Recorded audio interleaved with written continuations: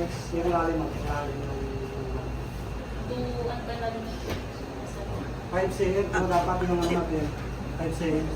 Yung, huwag lang ibus-bus nito sa kasi Depende kasi kung mataba, mapayat. may mga bones po, posibleng pilayan yung pasyente, no? 5 cm yung lalim niya. Hindi, dapat nakastit yung kamay ninyo, hindi, dito kayo kumukuha ng pesa. Subukan mo. Meron tayong video about sa CPR. And then, pag napilitan ninyo yung capitals na chest compression, saka nyo, apugahan ng 2 beses. Two breaths. Meron tayong panggamit, gano'ng tawag mo? Mouthpiece. Mouthpiece. Yun ang ilalagay natin sa pasyente natin, hindi tumag natin. Kaso lang, nalagay natin. And then, dapat yung uso natin, dapat nakaangat to. No? Huwag yung nakaganyan.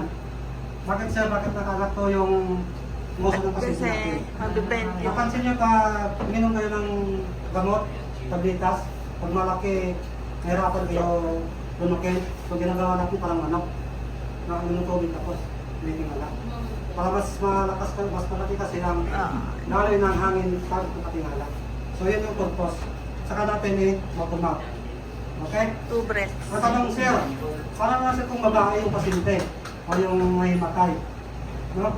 Siyempre, una natin gawin yung sinabi ni Ma'am Pearl, tanungin mo muna, no? Kung hindi naman sumasagot. Dalawang ihip, no? Police complete, and then next ulit, 30 pounds ulit, 30 pounds, 30 pounds, no? Hinga siya, yung tinawag natin. So yun lang yung pag CPR. Meron tayong timing, kasi ba, nahimatay sa atin na natin,